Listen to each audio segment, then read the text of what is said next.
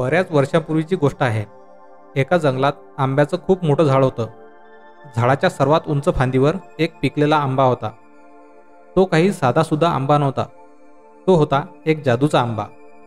एक दिवस जोराचा वारा आला आणि आंब्याचं झाड जोरजोरात हलवून गेला. जादूचा आंबा धपकन जमिनीवर पडला.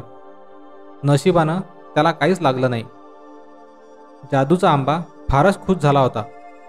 त्याला आता इकडे तिकडे फिरता येणार होतं. हळूहळू तो गावाजवळ पोचला. सगळ्यात आधी त्याला एक बकरी भेटली. ती म्हणाली, "अरे थांब थांब, मला तुला खायचं आहे." जादूचा आंबा जोरात हसला आणि गाऊ लागला, "मी आहे आंबा जादूचा, जगभर फिरेल सकाळ दुपार, तुझ्या हाती मी लागणार नाही." उड्या मारत मारत आंबा निघून गेला आणि बकरी त्याच्या मागे मागे धावू लागली.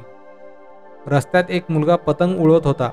तो आंब्याला म्हणाला, "अरे रे थांब, मला तुला खायचं आहे." आंबा परत हसला आणि गाऊ लागला, "मी आहे जादूचा आंबा, जगभर फिरेल सकाळ दुपार, तुझ्या हाती लागणार नाही." आंबा आणखीच जोरात पळू लागला आणि गेला एका बागेत. बकरी आणि मुलगा त्याच्या मागे मागे पळू लागले. त्यावेळी बागेत काही मुली खेळत होत्या. त्यांनीही आंबा पाहिला आणि ओरडल्या, "अरे थांब थांब, आम्हाला तुला खायचं आहे." आंबा घरंगळत दूर गेला आणि गाऊ लागला, "मी आहे जादूचा आंबा, जगभर फिरेल सकाळ दुपार, तुमच्या हाती मी लागणार नाही." बकरी, मुलगा आणि मुली सगळेच आंब्यामागे धावू लागले. पण आंबा कोणालाच मिळाला नाही. आता आंबा दमला होता. उंच वाढवलेल्या गवतात तो लपून बसला. सगळ्यांनी आंब्याला खूप शोधलं, पण आंबा सापडला नाही. म्हणून काही वेळानं सगळे निघून गेले.